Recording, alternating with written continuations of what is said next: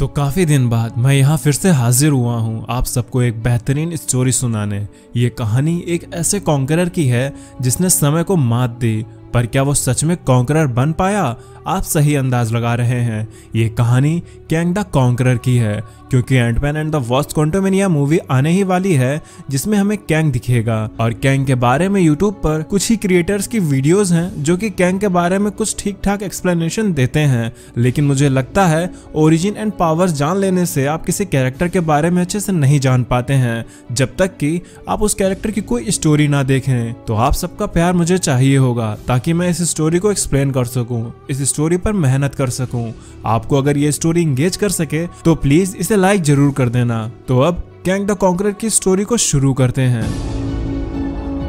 समय, जिसके बारे में कहा जाता है कि समय कभी भी वापस नहीं आ सकता।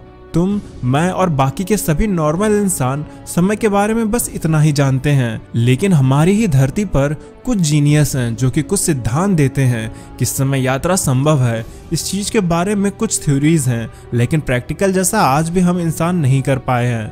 तो कुछ ऐसे भी निकले जिन्होंने टाइम ट्रेवलिंग को लेकर कुछ नॉवेल्स लिखी, कुछ कहानियां लिखी, तो कुछ मूवीज भी बनी हैं इन पर, जिनसे लोगों का खूब मनोरंजन हुआ। पर तुम और मैं ये जानते हैं कि एक दिन कोई ना कोई कहीं ना कहीं से इस चीज पर भी अपनी महारत हासिल कर लेगा। ये कब होगा ये कोई नहीं जानता। अब मेरी बात पर लोग हंसेंगे कि मैं क्या कह रहा हूँ। ये बिल्कुल ठीक वैसा है जैसे सदियों पहले लोग चांद पर जाने की बात कहने पर हंसा करते थे, लेकिन आज हकीकत उनके सामने है।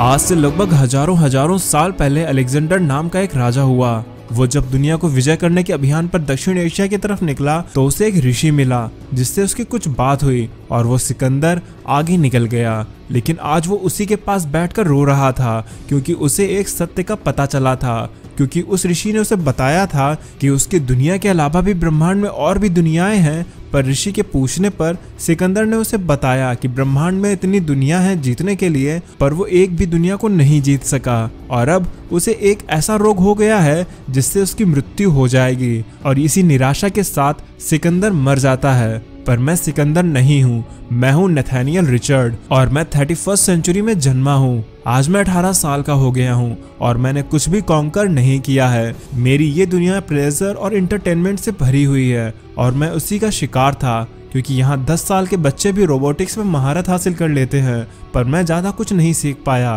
क्योंकि मेरा ध्यान हमेशा एक चीज़ को खोजने में लगा रहता है। मुझे कुछ और जानना है, क्योंकि ज्ञान ही वो समुंदर है जिसमें जाकर सारे सवालों के जवाब मिलते हैं। मुझे पता था कि वर्तमान में मेरा कुछ नहीं है और भविष्य मेरा कैसा होगा। मुझे अपने बारे में इतना तो पता था कि मेरा अतीत मुझे कुछ जानकारी दे सकता है। तब हम देखते हैं कि नथानियल पिछले 2 साल से एक लाइब्रेरी को ढूंढ रहा था जहां जाकर वो अपने पूर्वजों के बारे में और अपने बारे में कुछ जान सकता था। और आज वो दिन आ गया था जब नथानियल को वो लाइब्रेरी मिल गई थी। नथानियल जैसे तैसे उस जगह तक पहुंचता है तो उसे क्या मिला? उसके सामने एक डूमबॉट खड़ा था। क्या नथानियल के पूर्वजों का संबंध डॉक्टर डूम से था? ये जैसे ही पता चल पाता कि तभी वो डूमबॉट नथानियल पर हमला कर देता है। नथानियल डूमबॉट के हमले से जैसे तैसे बचता है और बचकर उस बॉट को आदेश देता है कि वो रुक जाए क्योंकि उसका मास्टर सालों पहले मर चुका है। पर ये क्या? डूमबॉट कुछ रिप्लाई दे पाता उससे पहले ही कोई डूमबॉट को मार देता है। तब हम देखते हैं कैंग को, जिसने उस डूमबॉट को मारा था। कैंग ने कहा, संभल कर बच्चे, डूम कैसा भी हो सकता है, लेकिन वो एक कमाल का इंजीनियर था। जिसके बाद कैंग उस डूमबॉट को 20th सेंचुरी में भेज देता है और कहता है, जाकर अपने मालिक को बताना कि तुम्हारी ऐसी हालत किसने की है। और तब नथानियल पूछता है, तुम कौन हो? जिस पे कैंग कहता है, मैं वो हूँ जो अनंत चीजें जानता है जो कि तुम नहीं जानते हो नथानियल। जिस पर नथानियल कहता है, ये कैसा जवाब हुआ और उसे उसका नाम कैसे पता है? जिस पर कैंग कहता है, मुझे तुमसे इतने बकवास क्वेश्चन की उम्मीद नहीं थी, तुम कुछ बेहतर भी पूछ सकते थे। जिस पर नथानियल कहता है, ये विक्टर वॉन डूम की लाइब्रेरी है और मैं उसका उत्तराधिकारी हूँ। यहाँ जानने को सब कुछ है, इसे मैं लंबे समय से ही ढूंढ रहा था। इससे बेहतर क्या ही हो सकता है मेरे लिए? जिस पर कैंग कहता है, ये किताबें, तुम्हें क्या लगता है इन पन्नों में तुम्हें इतिहास की कौन सी चीज पता चलेगी? ये वो चीजें हैं जिसे किसी और ने लिखा है। पर मुझे तुम ये बताओ कि तुम इतिहास पढ़ना पसंद करोगे या उसे खुद से क्रिएट करना। जिस पर नथानियल कुछ टाइम को रुकता है और कहता है, क्या तुम मजाक तो नहीं कर रहे हो? इस दुनिया में मेरे लिए कुछ नहीं है। ऑफ कोर्स मैं दोनों चीजें चाहूंगा। जिस पर कैंग कहता है, इसका मतलब तुम अब रेडी हो, चलो अब तुम मुझसे सवाल पूछ सकते हो। जिस पर नथानियल पूछता है, हु आर यू? जिस पे कैंग कहता है, इस सवाल के 10,000 से भी ज्यादा आंसर हो सकते हैं। लोग मुझे the conqueror, the eternal, Pharaoh Rama Tut, the time keeper, Immortus, इन सब नामों से जानते हैं, लेकिन मैं खुद को कैंग कहकर बुलाता हूँ। और हाँ बच्चे, मैं शुरुआत से तुम ही हूँ। यानी कि ये कैंग किसी और टाइम से अपने पास्ट में खुद से ही मिलने आया है। इसका कारण क्या है ये तो हमें आगे ही पता चलेगा। तब कैंग नथानियल से पूछता है, इस डोर के उस तरफ न जाने कितने टाइम हैं, कितने एराज हैं जो मुझे पूछते हैं। कई प्लैनेट्स पर मुझे पूजा जाता है। मैंने ना जाने कितनी ही दुनियाओं को जीता है, पर मुझे फिर भी कुछ जगहों पर मिला है तो दुख, निराशा और ट्रॉमा। अगर तुम मेरा साथ देते हो तो मैं तुम्हें सिखाऊंगा कि आने वाले समय में तुम्हें इन सब से कैसे निपटना है। तब कैंग नथानियल की तरफ हाथ बढ़ाता है। नथानियल कहता है, ऑल राइट, तो मैं तैयार हूँ। जिसके बाद कैंग नथानियल को लेकर वहां से गायब हो जाता है और सीधा लेकर उसे 65 बिलियन ईयर पहले लाता है, जब अर्थ पर डायनासोर्स का राज हुआ करता था। नथानियल हैरत से पूछता है, ये कौन सा समय है और हम कहाँ हैं? जिस पर कैंग कहता है, ये ठीक हम उस समय से 1 साल पहले आए हैं जब ये दुनिया तबाह हो जाएगी। आज से ही 1 साल बाद इस जगह को एक एस्टेरॉयड हिट करेगा, जिसके बाद इस अर्थ से डायनासोर्स का नामो निशान मिट जाएगा। तब नथानियल कहता है, क्या मतलब तुम्हारा कि मेरे पास बस 1 साल है वो बनने को जो कि अभी तुम हो? ये तो बहुत कम समय है। जिस पर कैंग कहता है, ये तुम्हारा पहला लेसन है बच्चे कि कैंग के पास टाइम का कोई मतलब नहीं है। जिसके बाद कैंग द्वारा नथानियल की ट्रेनिंग शुरू होती है। कैंग नथानियल को फुर्तीला होना, सर्वाइवल सिखाना, सब कुछ सिखाता है। और जो चीजें नथानियल को सीखने में दिक्कत करती हैं, जैसे कि तरह तरह के लैंग्वेजेस को सीखना, तो उसके लिए वो उसे एक चिप भी देता है, जिसकी वजह से वो हर किसी की लैंग्वेज सुन और बोल सकता था। नथानियल के लिए कैंग के सिखाए गए लेसन टफ भी हो रहे थे, क्योंकि कैंग उन्हें सिखाने में सख्ती बरत रहा था। कैंग नथानियल को अपने उन टाइम में भी लेकर जाता है जिनमें वो फैंटास्टिक फोर से हार गया था, और उस टाइम में भी जब कैंग अवेंजर से हारा था। कैंग नथानियल को अपनी गलतियां दिखाकर उसे फ्यूचर में वो गलती ना करने के लिए तैयार कर रहा था। कैंग नथानियल को उस समय में भी लेकर गया जहां पर उसने एक ऐसा दृश्य देखा जिसे देखकर कैंग रोना शुरू कर दिया। मैंने इस कठोर से कैंग को पहली बार रोता देखा। वो नशे में धुत था और ढंग से खड़ा भी नहीं हो पा रहा था। लेकिन तब उसने एक लड़की को मरते देखा तो उसके एहसास ही एकदम रियल था, और उसने रोते हुए भी बस एक नाम बोला, रवोना। और जब अगली सुबह कैंग उठा तो उसने अपने सामने नथानियल को देखा। कैंग ने कहा, क्या तुम मुझे वीक समझते हो? क्या तुम्हें मेरे फेल्यूर पर हंसना आ रहा है? जिस पर नथानियल कहता है, नहीं सर, ऐसा नहीं है, वो तो मैं। कैंग बीच में ही रोकते हुए कहता है, तुम्हें मैंने आज तक जो भी सिखाया है, तुम्हें उसमें सबसे इंपॉर्टेंट चीज जो याद रखनी है वो है नेवर लव। तुम्हें अगर एक सही मायने में कॉन्करर बनना है तो तुम कभी भी किसी से भी प्यार नहीं करोगे। नथानियल कैंग के इस रूप से बहुत डर गया था। वो वहां से जंगल की तरफ भाग जाता है। तभी उसे रास्ते में एक डायनासोर मिलता है जो कि कुछ लोगों को खाने की कोशिश कर रहा था। नथानियल अपनी गन निकालकर कहता है, ऑल राइट, तो अगर मैं कैंग बनने वाला हूँ तो कैंग किसी से नहीं डरता है, और उस डायनासोर को मार डालता है। तब नथानियल अपने सामने एक लड़की को देखता है, जिसे देखकर नथानियल सोचने लगता है, इसे देखकर मेरी सांसें रुक गईं। नथानियल उस लड़की की ओर बढ़ते हुए कहता है, हेलो, मेरा नाम नथानियल रिचर्ड है, क्या तुम मुझे समझ सकती हो? और वो लड़की भी नथानियल की तरफ बढ़ते हुए कहती है कि वो नथानियल को समझ सकती है, और उसका नाम एडी है। अब नथानियल और एडी मिल चुके थे।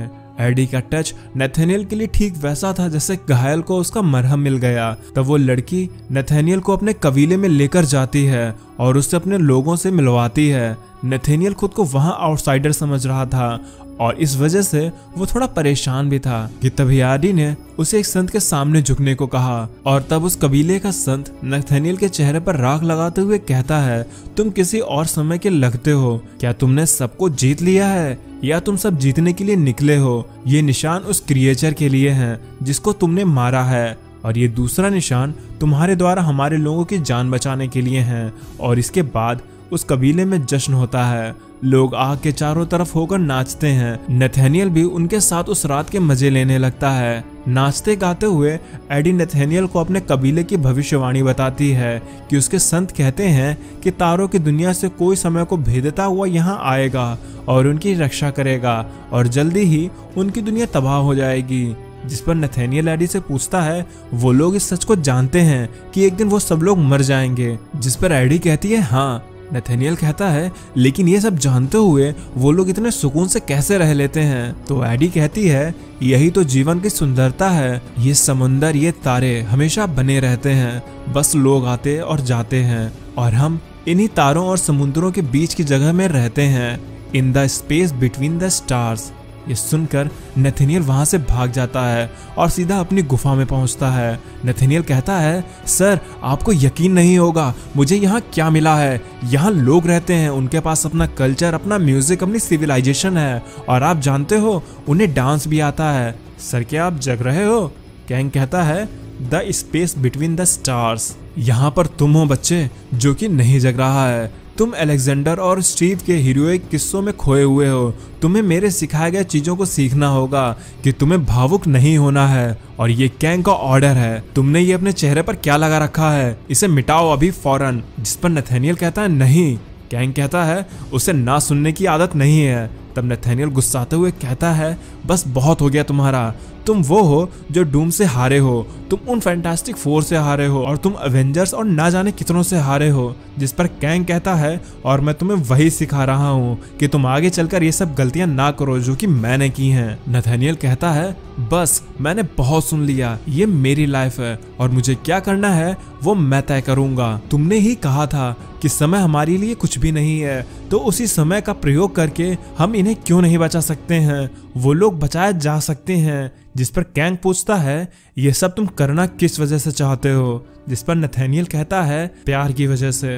ये सुनकर कैंग नथानियल को एक थप्पड़ मारता है। नथानियल कहता है मैं उन्हें बचाकर रहूंगा। जिस पर कैंग नथानियल को घसीट कर लाता है और कहता है तुम ऐसा नहीं कर पाओगे बच्चे, क्योंकि आज तुम एक सबसे बड़ा सबक सीखोगे। और इतना कहते ही कैंग अपनी गन से उस पूरे कबीले को नथानियल की आंखों के सामने खत्म कर देता है।